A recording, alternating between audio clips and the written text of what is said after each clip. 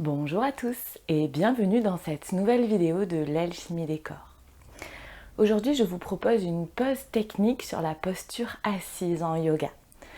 La posture assise, c'est une posture dont on se sert beaucoup pour les exercices de respiration, pour la méditation, mais c'est quelque chose qui est assez difficile. Souvent, les gens en cours me disent « Oh, mais moi j'ai vraiment du mal à rester assis longtemps en tailleur ». Et en effet, c'est une posture qui, quand on n'a pas l'habitude, qui peut vraiment être difficile. Donc aujourd'hui, je vais vous proposer plusieurs adaptations, vraiment en partant de la posture assise pour le débutant et en allant jusqu'au confirmé. J'ai été formée en partie par Bernadette de Gasquet, qui est la prêtresse du yoga pré- et post-natal, du yoga senior, du yoga postural en France.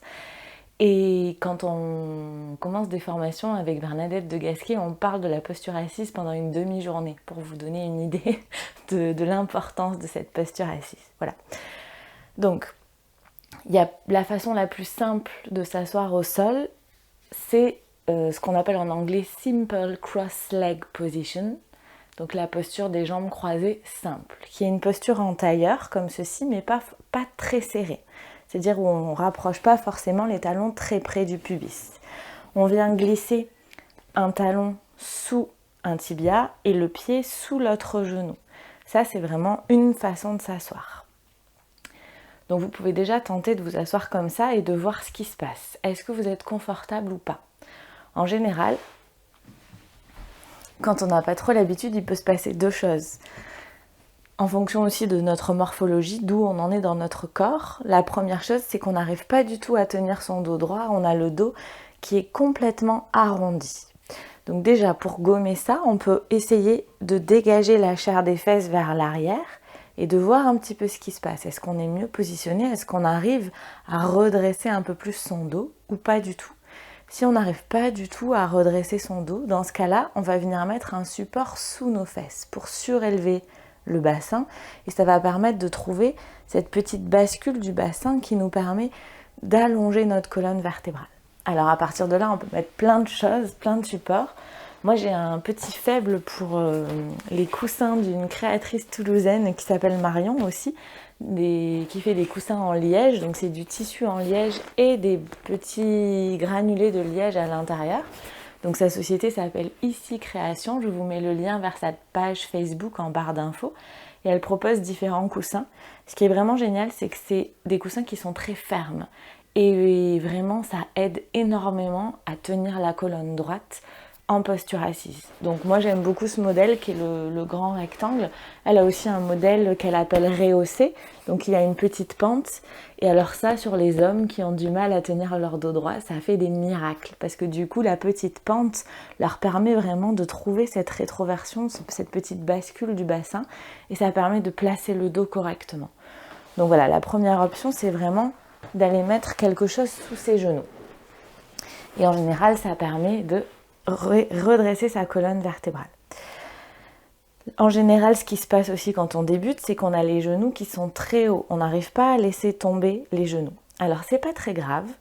La seule chose, c'est qu'il ne faut pas tenir ses jambes. Si on sent qu'on est obligé de tenir ses jambes, de forcer, on n'est pas du tout confortable et on n'est pas à l'aise pour faire nos exercices de respiration ou notre méditation.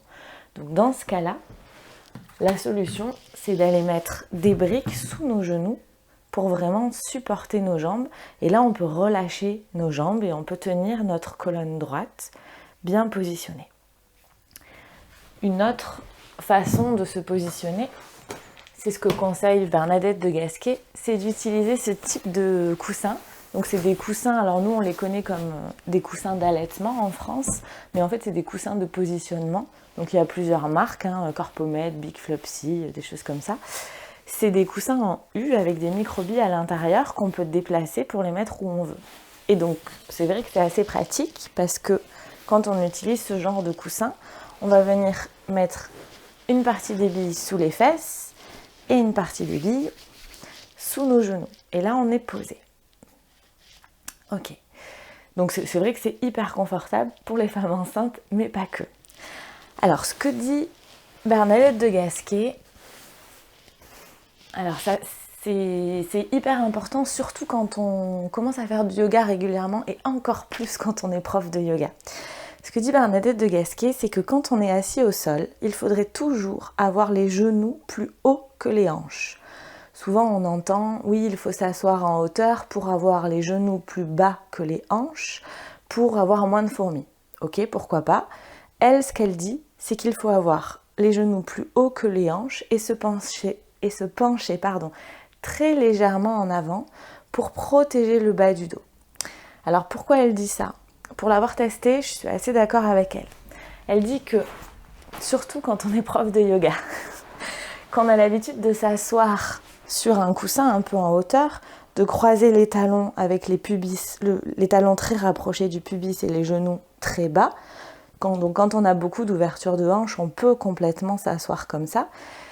En fait, donc on est assez confortable. En fait, ce qui se passe quand on est dans cette position, c'est que déjà, on a une tendance à cambrer le bas du dos.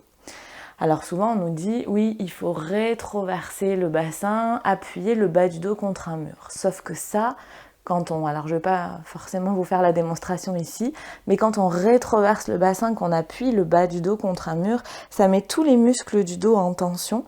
Donc ça tire tous les muscles du dos et on ne peut pas, en ayant le bassin rétroversé, en même temps rouler les épaules vers l'arrière et ouvrir la poitrine. C'est pas physiologiquement possible.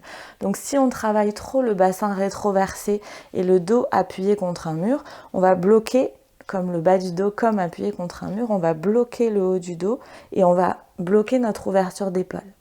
Donc en fait, le terme technique, c'est ce qu'on appelle une contre-nutation, c'est-à-dire qu'on cherche à garder une petite cambrure dans le bas du dos, mais on cherche à avoir une contre-nutation dans le bassin. Alors c'est un terme technique qui dit juste qu'on veut que le coccyx parte entre les fesses. C'est comme une queue du chat. Que le coccyx, donc pour le sentir, on peut contracter le périnée comme si on voulait retenir une envie, expirer, et ça tire le coccyx entre les fesses, et là ça place le bassin, ça place le sacrum à la verticale du sol.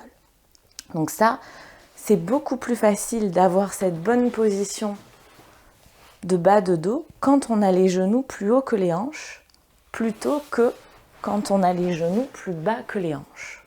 Donc c'est pour ça déjà qu'elle dit ça, et d'ailleurs dans la vie de tous les jours, même quand on s'assoit sur une chaise, il faudrait avoir les genoux plus hauts que les hanches. La deuxième chose qu'elle dit, c'est que quand on s'assoit comme ça, comme on fait tous, surtout si on est prof de yoga, on a les os, en ayant cette ouverture de hanche importante, on a les os du bassin là qui se rapprochent l'un de l'autre. Donc, dans cette position, on a les os qui sont là du bassin qui se rapprochent comme ça l'un de l'autre, et ça met une compression dans cette zone du bas du dos qui s'appelle les sacro-iliaques.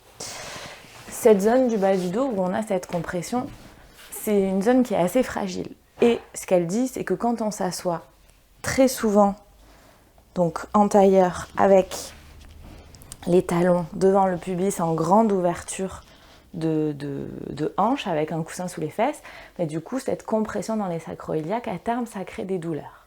Donc elle conseille vraiment, pour tout le monde, de s'asseoir comme, d'ailleurs c'est ce qu'on conseille aussi en Inde, dans ce qu'on appelle Simple Cross-Leg Position.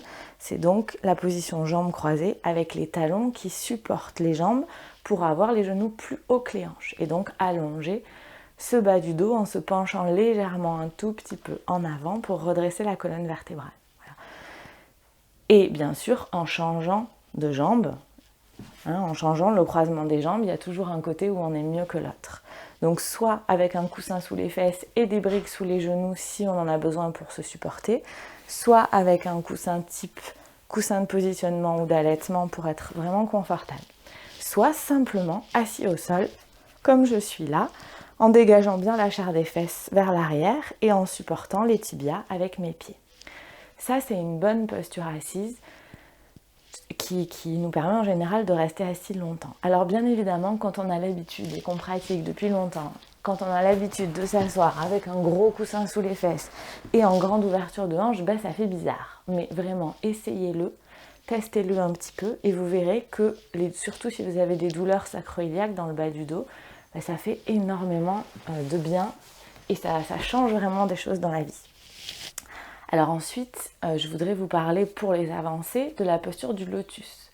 Donc c'est vrai que le lotus, c'est la posture reine du yoga, hein, c'est la posture qu'on voit sur toutes les images de yoga.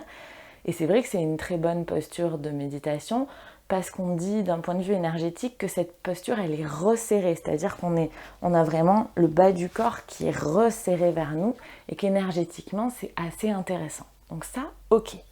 Maintenant, ça c'est la posture du demi-lotus. J'amène un talon près d'une hanche et je supporte mon genou avec l'autre talon. Et la posture du lotus, c'est la posture dans laquelle je vais venir croiser mes deux jambes en essayant d'amener les talons les plus près possible des hanches. Alors le problème de cette posture du lotus, c'est qu'il y a beaucoup de gens qui arrivent à la prendre, mais qui la prennent en cassant la cheville. C'est-à-dire qu'ils sont posés, ils posent leurs pieds qui glissent sur la cuisse et la cheville est complètement pliée. Okay ? La cheville n'est pas du tout dans l'alignement du tibia et du pied. Ça, à terme, ça crée des douleurs aux chevilles et c'est hyper pas bon pour le corps. Donc, monter une posture du lotus en ayant les chevilles cassées, d'ailleurs on le sent hein, quand on défait la posture du lotus, on a mal aux chevilles, il faut laisser le temps aux muscles de retrouver une position plus normale. Donc ça, c'est pas un bon plan, j'ai envie de dire. Donc vraiment, on peut partir sur une posture du lotus ou du demi-lotus, mais vraiment en amenant le talon le plus près possible de l'aine, en faisant dépasser les orteils de la cuisse pour garder une cheville bien à plat.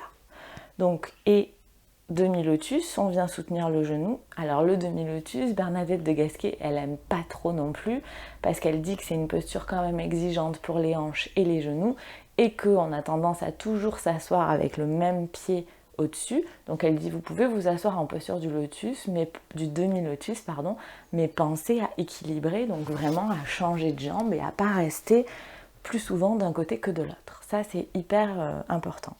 Et donc après, on peut monter une posture du lotus, mais en étant sûr que on ne casse pas nos chevilles. Donc vous voyez, moi, j'ai pas un lotus parfait, hein, loin de là, mais il faut absolument pas que les chevilles soient cassées. Et il faut que ce soit confortable. Voilà, moi, je suis pas tellement pour cette posture du lotus qui pour beaucoup de gens n'est pas du tout confortable pour faire de la méditation ou des exercices de respiration. Et d'ailleurs, dans les formations en Inde, on n'en parle même pas. Hein. On préfère enfin en tout cas dans ce que moi j'ai reçu, on va préférer nous expliquer comment s'asseoir correctement dans une posture jambes croisées simple.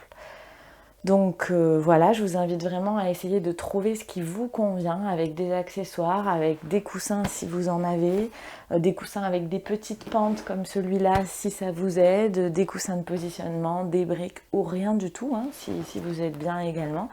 Je pense que le plus important c'est de varier ces postures assises, de ne pas, comme tout le temps dans le yoga, de ne pas toujours s'asseoir de la même façon.